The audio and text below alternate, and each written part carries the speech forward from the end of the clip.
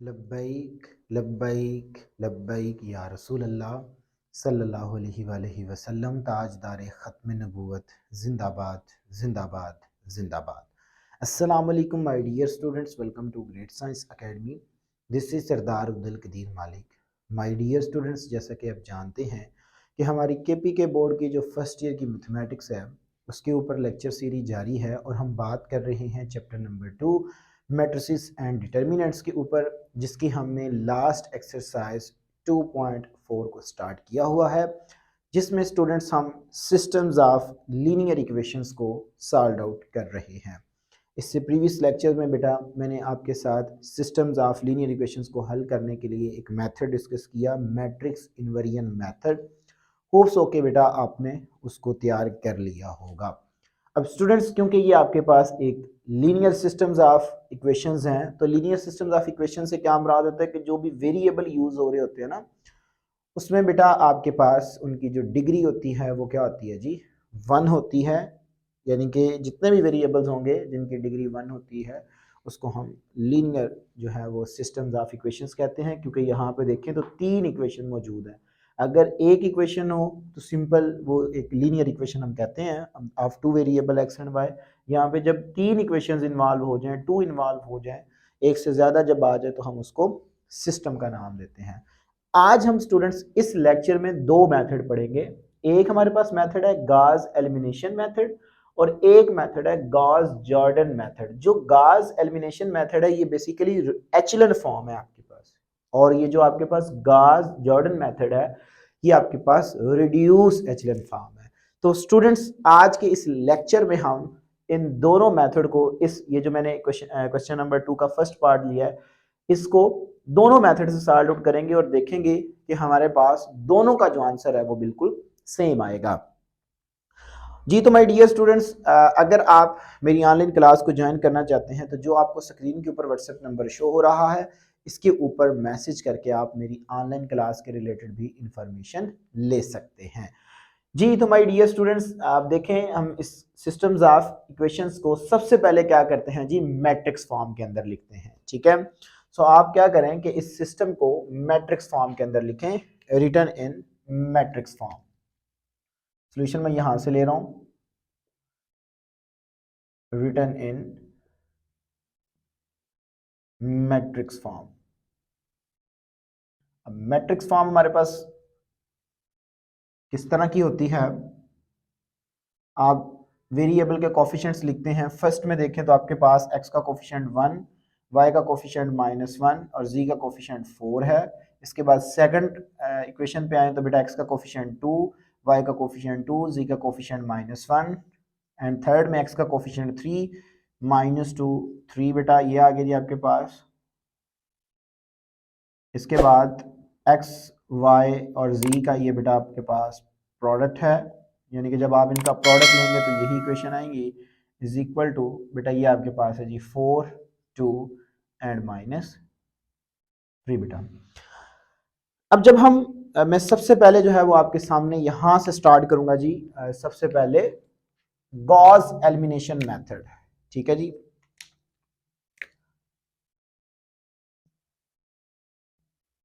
Gauss elimination method. Basically बेटा हम इसमें अपने सिस्टम को एचलन फॉर्म के अंदर लेके आएंगे। एचलन फॉर्म क्या होती है, हमारे पास जो मेन डायगोनल एंट्रीज हैं उसके नीचे हमने 0 0 बनाना होता है। ठीक हो गया।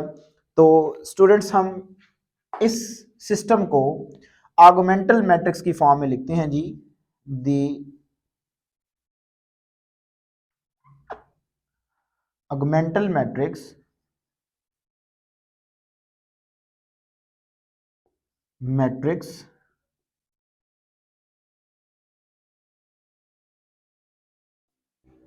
इज दैट, इस सिस्टम का जो हमारे पास अगमेंटल अब आपके पास ये जो अगमेंटेड मैट्रिक्स है ये क्या होता है बेटा, जो आपके पास वेरिएबल के कोफिशिएंट है और ये जो आपके पास इक्वल का इक्वल में, क्योंकि ये नॉन होमोजीनियस इक्वेशंस हैं, तो नॉन होमोजीनियस में यहाँ पे कोई भी स्केलर नंबर होते हैं, तो ये जो स्केलर नंबर होते हैं इनको हम कंबाइन करके लिखते हैं, तो वो हमारे पास जो मैट्रिक्स आता है वो हमारे पास ऑगमेंटल मैट्रिक्स होता है। तो बेटा हम इसको लिखेंगे, क्योंकि मैंने इसके ऊपर रो ऑपरेशन अप्लाई करना है, तो यहाँ पे मैं लिख रहा हूँ जी रो टिल्डा यानी कि आर टिल्डा, और यहाँ पे ये पहले पूरा मैट्रिक्स लिखें 1 -1 4 2 2 -1 3 -2 3 बेटा। तो यहाँ पे इस फॉर्म के अंदर जो नेक्स्ट हमारे पास कॉलम आएगा वो बेसिकली ये वाला नॉन, ये जो आपके पास स्केलर नंबर्स हैं, लाइक यहाँ पे 4 है, 2 है और -3 है, इस फॉर्म में हम इसको लिखेंगे। तो बेटा अब ये आपके पास देखें तो ये एक मेन डायगोनल एंट्रीज है। अब हम क्या करते हैं, यहाँ पे देखें मैंने जब आपको बोला था एचेलॉन फॉर्म के अंदर जब हम लेके आते हैं तो सबसे पहले हम रो 1 से स्टार्ट करते हैं। रो 1 का फर्स्ट एलिमेंट हमारे पास क्या होना चाहिए, 1 होना चाहिए। तो यहाँ पे देखें ऑलरेडी वो 1 है, इसके नीचे मैंने 0 बनाना है। तो 0 बनाने के लिए हमारे पास कौन सा ऑपरेशन यूज होगा, आप बेटा यूज करेंगे R2 को, यानी कि R2 माइनस R1 को बेटा 2 से मल्टीप्लाइंग करें, ठीक है, और जो R1 है उसको 2 से मल्टीप्लाइंग करवा के इसमें से माइनस कर दें, और फिर R3 में R1 को बेटा आप 3 से मल्टीप्लाइंग करवा के इसमें से माइनस कर दें, तो यहाँ पे आपके पास 0 बन जाएगा। तो स्टूडेंट्स देखते हैं जी हमारे पास ये 0 आ जाएगा, तो इसके बाद क्या रिजल्ट आता है जी, तो ये बेटा आपके पास आएगा जी रो टिल्डा, रो टिल्डा। अब जिस से मल्टीप्लाइंग कर रहे थे वो रो आप एज इट इज लिखते हैं बेटा, ये 1 -1 4 एंड यहां पे बेटा आपके पास 4 आ गया। इधर देखें आपने इसको 2 से मल्टीप्लाइंग करवा के इसमें से माइनस किया, 2 1 2 2 -2 करेंगे बेटा यहाँ पे 0। इसके बाद स्टूडेंट्स 2 1 2 ये माइनस और ये माइनस प्लस, सो 2 + 2 बेटा यहाँ पे क्या आ गया जी 4। इसके बाद 2 4 8, अब देखो -1 -8 तो बेटा यहाँ पे -9। इसके बाद यहां पे भी आप इसको मल्टीप्लाई करेंगे, 4 2 8, 2 -8 करोगे बेटा जवाब मेरे पास क्या आएगा जी -6 आ जाएगा। इसके बाद स्टूडेंट्स आप क्या करें, यहां पे इसके साथ अब 3 से मल्टीप्लाई करवा के इसमें से माइनस करेंगे, सो 3 1 3 3 -3 करोगे बेटा जवाब 0 आएगा। इसके बाद स्टूडेंट्स आप इसमें से देखो 3 1 3 माइनस माइनस प्लस -2 प्लस बेटा आप करोगे यहाँ पे तो आपके पास जवाब +3 जब करोगे तो जस्ट प्लस का 1 आ जाएगा। 3 4 12, 3 -12 करोगे बेटा जवाब क्या आएगा जी माइनस का 9। ये आ गया जी आपके पास। देखो बेटा जब आप इससे इसको मल्टीप्लाई करोगे 4 3 12, 3 -12 किया जवाब क्या आ गया जी -9, 4 3 12, तो ये बेटा आपके पास आ जाएगा जी -15। ये फॉर्म आ गया। इसके बाद यहां पे आप बेटा अपना ऑपरेशन आपने कंप्लीट किया। अब आप देखें सेकंड रो का सेकंड एलिमेंट 1 बनाएंगे, तो सेकंड रो का सेकंड एलिमेंट जब 1 बनाओगे तो यहां पे 4 है। एक तो मेथड ये है कि आप 4 से डिवाइड कर दें, या ये कर लें कि आप R1 को R2 को इंटरचेंज कर दें R3 के साथ। जब आप R3 के साथ इसको इंटरचेंज करेंगे तो स्टूडेंट्स आपके पास ही आएगा 1 -1 4 4 0 1 -9 -15, इसके बाद बेटा 0 4 -9 और बेटा यहां पे आपके पास आ गया जी -6। ये मैंने इसको इंटरचेंज कर दिया। अब यहां पे 1 आ चुका है, इसके नीचे जस्ट आपने 0 बनाना है। तो अगर आप इसके नीचे 0 बनाते हैं तो कैसे बनेगा कि R2 को बेटा यानी कि R3 - 4 R2 करेंगे, ये ऑपरेशन आपका यूज होगा। तो रो टिल्डा ये आ जाएगा आपके पास बेटा 1 -1 4 एंड 4, इसके बाद यहां पे 0 1 -9 -15 बेटा। अब देखो इसको जब 0 4 से मल्टीप्लाई होगा तो 0 0 -0 तो जवाब यहाँ पे 0 आएगा। इससे मल्टीप्लाई करके 4 से इसमें से माइनस करोगे तो यहाँ पे क्या आ गया जी 0 आ गया। 4 9 36, ये माइनस माइनस प्लस -9 + 36 तो जवाब क्या आएगा जी 27, प्लस का 27। यहां पे आ जाओ बेटा 4 से जब मल्टीप्लाई करोगे तो 4 जो है वो जब इससे मल्टीप्लाई होगा तो क्या आएगा 60 आएगा, माइनस माइनस प्लस, सो -16 + 60 बेटा जवाब क्या आएगा प्लस का 54, ये आ गया जी आपके पास। ये आपने यहाँ पे ऑपरेशन कंप्लीट कर लिया। इसके बाद स्टूडेंट्स आपके पास जो ये फॉर्म है वो कुछ इस फॉर्म में आएगी कि अब आपने सेकंड एलिमेंट जो है, क्योंकि रिड्यूस जब जाएंगे तो वो आपके पास गॉस जॉर्डन एलिमिनेशन मेथड होगा, जो कि मैं यहां से ही स्टार्ट करूंगा। ठीक है, अभी मैं जस्ट आपको सिखा रहा हूं गॉस एलिमिनेशन मेथड। तो इसमें स्टूडेंट्स अब यहाँ पे 1 बनाने के लिए आप क्या करें, आप 27 से डिवाइड कर दें R3 को। तो जब आप R3 से डिवाइड करोगे तो रो टिल्डा बेटा ये मेरे पास आ जाएगा जी 1 -1 4 4 बेटा, ये आ गया जी 0 1 -9 -15 0 0, यहाँ पे 1 आ जाएगा और यहाँ पे जब डिवाइड होगा तो बेटा 2 आ जाएगा। इसके बाद दोबारा स्टूडेंट्स आप क्या करेंगे, गौर करें, तो ये जो आपके पास मैट्रिक्स मैंने लिखा था वो ये था। इस मैट्रिक्स को मैंने रिड्यूस एचलन फॉर्म में ले गए। देखिए ये मेन डायगोनल एंट्रीज हैं, उसके नीचे मैंने 0 बना दिया होगा। तो अगर मैं दोबारा इसको सिस्टम्स ऑफ इक्वेशंस के अंदर लिखूं तो कैसे लिखा जाएगा, असल में बेटा ये दो मैट्रिक्स का क्या था, कॉम्बिनेशन था।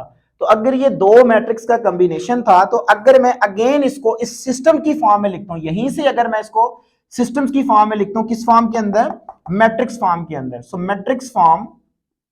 मैट्रिक्स फॉर्म जो है वो मेरे पास आएगी इस सिस्टम के लिए, वो बेटा आपके पास क्या आएगी जी, वो आ जाएगी जी 1 -1 4 0 1 -9 0 0 1, ये वो मैट्रिक्स आ गया। इसके साथ बेटा ये मैट्रिक्स इसी तरह मल्टीप्लाइंग होगा, तो ये मेरे पास आएगा जी x y z is equal to बेटा ये मेरे पास आएगा जी 4 -15 एंड 2 बेटा, ये आ गया जी। अब अगर मैं इसको दोबारा सिस्टम्स ऑफ इक्वेशंस में लिखता हूं, क्योंकि मैंने x y और z की वैल्यू निकालनी है बेटा, तो ये मेरे पास क्या आएगा जी, देखिएगा ये जब इससे मल्टीप्लाइंग होगा तो क्या आएगा जी, x - y + 4 is equal to क्या आएगा जी 4, ये इक्वेशन नंबर 1 कह दें।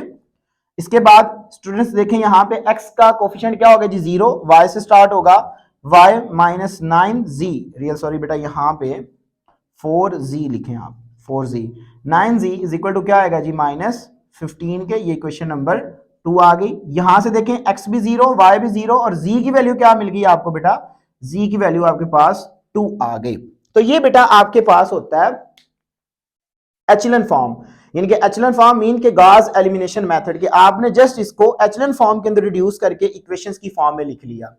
अब इसके बाद इस सिस्टम्स को आप हल करेंगे, यानी कि z की वैल्यू इक्वेशन नंबर 2 में पुट करेंगे तो बेटा वहां से आपको जो है वो y भी मिल जाएगा। सो पुट z इज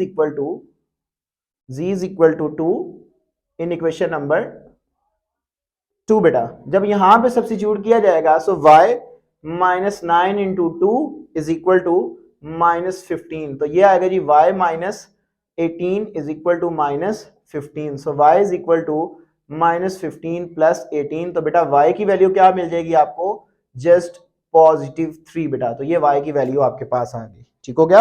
इसके बाद स्टूडेंट्स आप क्या करें कि y is equal to 3 and z is equal to 2 put करें इन इक्वेशन नंबर 1 में। तो जब इक्वेशन नंबर 1 में लगाओगे तो x -3 + 4 into 2 is equal to 4, so x ये आ गया जी आपके पास -3 + 8 is equal to 4, so x ये बेटा आपके पास आ गया जी प्लस का 5 is equal to 4, x is equal to 4 - 5, so x is equal to क्या आ गया जी -1 बेटा। तो ये आपके पास जो है वो गॉस एलिमिनेशन मेथड है, जिसकी मदद से स्टूडेंट्स हम क्या करते हैं, इसमें मौजूद वेरिएबल की जो वैल्यू है x y z की वैल्यू को जो है वो कैलकुलेट करते हैं। तो ये एक फर्दर हमने मेथड सीखा किसी भी नॉन होमोजीनियस लीनियर इक्वेशंस को सॉल्व आउट करना। तो ये था बेटा हमारे पास गॉस एलिमिनेशन मेथड, जो कि इसको आप एचलन मेथड भी बोल सकते हैं। अब हम स्टूडेंट्स चलते हैं, मैं यहां से अब स्टार्ट करूंगा बिकॉज कि ये मेरे पास एचलन फॉर्म बन चुकी है। रिड्यूस एचलन फॉर्म क्या होगी कि इस मेन डायगोनल एंट्रीज के अब ऊपर मैंने क्या बनाना है, 0 0 बनाना है, तो वो मेरे पास क्या होगी जी, रिड्यूस एचलन फॉर्म होगी। तो अब हम चलते हैं अपने नेक्स्ट मेथड। तो माय डियर स्टूडेंट्स, नेक्स्ट हम आगे इसी को लेके जाएंगे गॉस जॉर्डन एलिमिनेशन मेथड से। तो बेटा यहाँ से जो है, अब देखिए क्वेश्चन अराइज होता है कि स्टूडेंट्स के माइंड में क्वेश्चन आया होगा कि सर जब अगर हमें वो पेपर में ये क्वेश्चन देता है कि solve the systems with the help of Gauss Jordan elimination method, तो क्या हमें पहले एचलन फॉर्म के अंदर लेके आना पड़ेगा या फिर हमें डायरेक्ट जो है वो रिड्यूस एचलन फॉर्म में लेके जाना पड़ेगा। तो अगर स्टूडेंट्स आपसे वो ये गॉस जॉर्डन एलिमिनेशन मेथड पूछता है तो ये स्टेप करने के बाद यहाँ पे आपका, क्योंकि वो मेथड स्टार्ट हो चुका होगा, अगमेंटल मैट्रिक्स की फॉर्म में लिखने के बाद मैंने देखो जस्ट यहाँ पे ऑपरेशन अप्लाई किया कि ये आपने स्टेप किया, यहाँ पे आपने 0 0 बना दिया। इसके बाद स्टूडेंट्स आपने क्या करना है कि इसको रो को इंटरचेंज कर देना है, ठीक है। जब रो को इंटरचेंज करोगे तो ये स्टेप दोनों में कॉमन होगा। अब असल में अगर मैं यहाँ से बेटा आपके लिए क्या करूँ कि इस क्वेश्चन को रेज कर दूं, मतलब यहाँ से भी स्टार्ट कर सकते हैं। अगर मैं आपके लिए यहाँ से देखो मैं रेज कर देता हूँ तो ये आपका मेथड बन गया। टोटल जो है ये मैंने यहाँ से इसको डेल कर दिया। तो यहाँ पे आप चेंज कर लें स्टूडेंट्स के, अब आप कर रहे हैं जी गॉस जॉर्डन मेथड, ठीक है। सेम स्टेप हो जाएंगे आपके पास, क्योंकि डिफरेंट स्टूडेंट्स डिफरेंट क्वेश्चन अपने माइंड में रखते हैं। तो गॉस जॉर्डन मेथड, तो बेटा पेपर में तो आपसे एक ही वो मेथड पूछेगा। अब क्वेश्चन है कि अगर वो आपसे जॉर्डन मेथड पूछता है गॉस का, तो आप फिर यहां तक तो दोनों में कॉमन बात है ना आपके पास। अब स्टूडेंट्स हम देखेंगे कि जो आंसर हमारा गॉस एलिमिनेशन मेथड में आया वही आंसर हमारा अब जॉर्डन मेथड में आएगा, लेकिन ये हमारे पास क्या होगी, रिड्यूस एचलन फॉर्म होगी। क्योंकि आपने डायरेक्ट कर सकते हैं, 1 बन चुका है, 1 के ऊपर भी 0 बनाना है, नीचे भी 0 बनाना है। इसके बाद यहाँ पे 1 बनाने के बाद ऊपर नीचे बेटा आपने क्या करना है जी, 0 बनाना है। तो आपके पास रिक्वायर्ड एचलन फॉर्म जो है वो रिड्यूस एचलन फॉर्म बन जाएगी, और वहां से अब सिस्टम्स को मैट्रिक्स फॉर्म में लिखेंगे। फिर उसके बाद जब इसको सिस्टम्स ऑफ इक्वेशन में लिखेंगे तो आपको एक्स, वाई और जी की ये सेम वैल्यू मिलेगी, ठीक है। तो ये स्टेप अब आपका यहाँ से बेटा स्टार्ट होगा। तो स्टूडेंट्स आपका जो ऑपरेशन है, ऑपरेशन जो है वो तो एक तो यही रहेगा। अब थोड़ा सा चेंज आएगा क्योंकि 1 बना लिया आपने, 1 के ऊपर नीचे आपने 0 बनाना है। तो 0 बनाने के लिए आप क्या करेंगे, R1 में ऐड कर दोगे R2 को, बिकॉज ये जब ऊपर ऐड होगा तो तब 0 बनेगा। तो नीचे ऑपरेशन बनेगा R3 को 4 से R2 को मल्टीप्लाई करवा के माइनस करके। तो देखें क्या आता है जी स्टूडेंट्स, आपके पास R tilde is equal to, ये ऊपर जमा होगा तो बेटा ये 1 आएगा, -1 + 1 ये 0 हो गया, 4 - 9 जवाब बेटा -5, 4 - 15 आंसर -11, और जिसको आप ऐड या सब्ट्रैक्ट कर रहे होते हो वो बेटा एज इट इज 0, 1 -9 एंड -15 आ गया। इसके बाद 0 से जब 4 मल्टीप्लाइंग होगा तो 0, 0 - 0 जवाब 0। इससे जब मल्टीप्लाइंग होगा तो स्टूडेंट्स 4, 4 - 4 ये जवाब 0, 9 4 36, माइनस माइनस ये प्लस, -9 + 36 जवाब क्या आ गया जी, प्लस का 27। ये बेटा 4 से मल्टीप्लाइंग होगा, 60 माइनस माइनस प्लस, -16 + 60 तो जवाब बेटा +54 आ जाएगा। ये आ गया जी आपके पास। जस्ट आपने क्या किया, अब एक और यहाँ पे ऑपरेशन ऐड कर दिया। अब बेटा आपने यहाँ पे 1 बनाना है। 1 बनाने के लिए आप क्या कर दो, इसको 21/27 से मल्टीप्लाई कर दो R3 को। तो बेटा ये आपके पास आ जाएगा जी रो टिल्डा 1 0 -5 -11 0 1 -9 -15 0 0, और बेटा ये आ गया जी 1, और ये आ गया जी आपके पास 2 बेटा।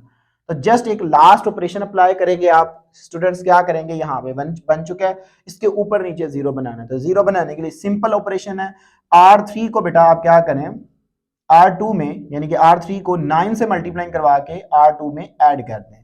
तो ये ऑपरेशन एक यूज होगा।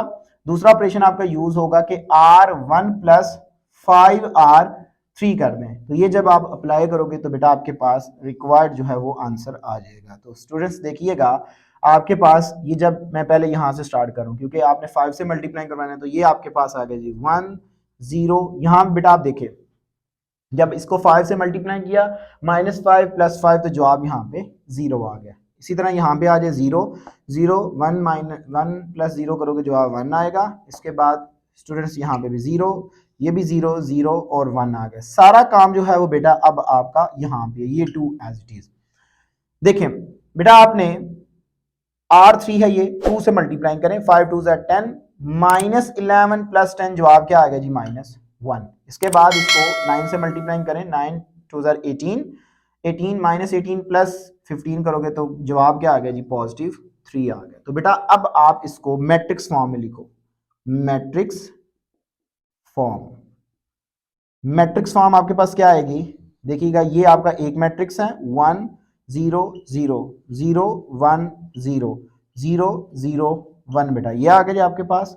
इसको मल्टीप्लाइंग करेंगे, जो आपके पास वेरिएबल थे कौन थे, x y z, और ये आपके पास जो मैट्रिक्स है ये एज इट इज आ जाएगा। तो बेटा ये आ गया जी, देखिए -1 3 एंड 2 के इक्वल आ जाएगा। अब आप अगर इसको अगेन सिस्टम्स ऑफ इक्वेशन में लिखते हैं तो कैसे आएगा, देखिएगा बेटा, बड़ा इंटरेस्टिंग सा इसमें आपको रिजल्ट मिलने जा रहा है। देखो इसमें x का कोफिशिएंट क्या है, 1 है, तो इसका मतलब है कि x plus 0y plus 0z is equal to क्या आएगा बेटा, -1 के। यानी कि इन अदर वर्ड आपके पास ये लिखने की जरूरत नहीं है, तो इसमें डायरेक्ट आपको x की वैल्यू क्या मिल जाएगी, -1। अब देखो यहाँ पे x का कोफिशिएंट 0 है, y का कोफिशिएंट 1 है, तो y का वैल्यू क्या आ जाएगी, आगे z का भी कोफिशिएंट 1 है, तो वो बेटा किसकी इक्वल आ जाएगा, 3 के, और z इज इक्वल टू बेटा आपके पास 2 आ जाएगा। तो यहाँ पे आपने देखा कि गॉस जॉर्डन एलिमिनेशन मेथड में भी वही सेम वैल्यूज आपको मिली जो आपने गॉस एलिमिनेशन मेथड में x y z की वैल्यू को निकाला था। ऐसा नहीं होगा कि दोनों मेथड में वैल्यूज चेंज हो जाए। तो बेटा इस लेक्चर में हमने नॉन होमोजीनियस लीनियर इक्वेशंस को एक और मेथड से हल करना सीखा, जो कि हमारे पास था Gauss elimination method and Gauss Jordan method. तो होप्स हो कि बेटा आपने इसको अंडरस्टैंड किया होगा। अगर किसी किस्म का स्टूडेंट्स क्वेश्चन हुआ तो ज़रूर मुझे बताइएगा, इंशाल्लाह तबारक ताला बेटा मैं आपकी प्रॉब्लम को ज़रूर इवेलुएट करूंगा। बाय द वे बेटा अपनी दुआ में याद रखिएगा, इंशाल्लाह तबारक ताला ज़िंदगी में वफा की इसी प्रोग्राम इसी चैनल पर आपके साथ दोबारा मुलाकात होगी। तब तक के लिए इजाज़त दीजिए, अस्सलाम वालेकुम।